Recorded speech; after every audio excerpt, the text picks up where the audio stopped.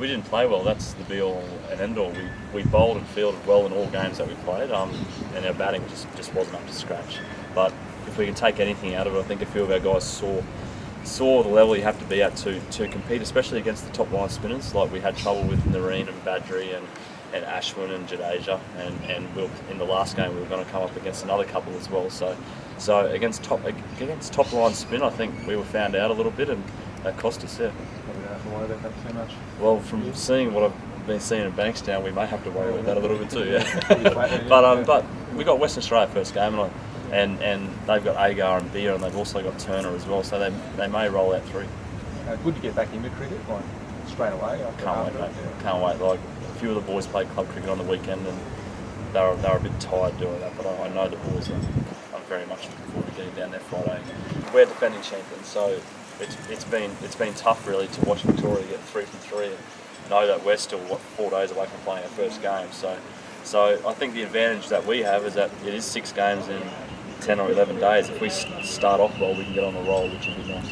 And is it the fact that it went so badly? Does that sort of spur you? Is there a silver lining to that? Oh yeah, performance over there? I think our batting in one-day cricket will be a little more settled than it was over in the Champions League. We were filling in gaps left, right, and centre with our batting lineup, and with the Queensland one-day team, we're a bit more settled, and guys know their roles pretty well, and we're hoping to be there or thereabouts come the end of the tournament.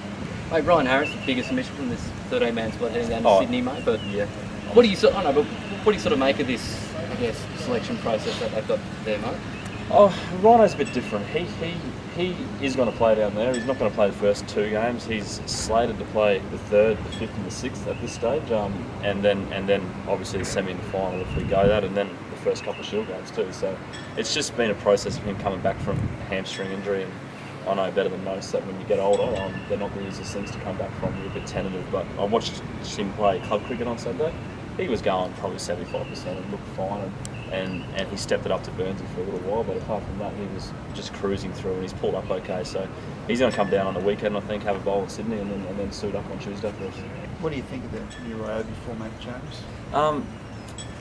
Tough one because we haven't played in it yet. I've seen the comments that Bales and Cam have made. I don't agree or disagree with those comments.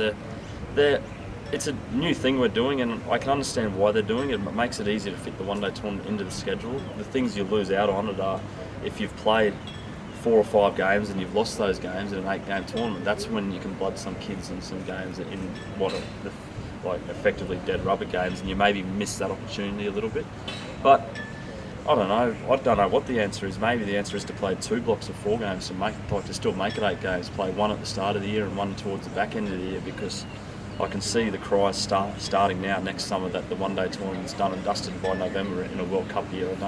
I don't know whether that's the greatest thing to do, but if they're playing in a block format, they may be able to push it to just before the World Cup, which might be ideal. But yeah, it takes out home ground advantage, takes out the opportunity for guys to play one-day cricket at the big stadiums around Australia. Like we're playing Bankstown, Hurstville, North Sydney, so we're not even playing at the SCG. So it takes out the opportunity for young guys to play at the big stadiums, so which is a shame. I guess the thing that I don't want to see is that the first game guys play at big stadiums is for Australia. Like you need to get them out there before that, and that's probably one downside of doing the tournament the way it is. But in saying that, it is what it is. I think I'm more happy that we're playing 50 overs and guys can only bowl 10 overs. We've finally gone back to normal rules for the first time in about 5 years. So that's one good thing to come out of this tournament.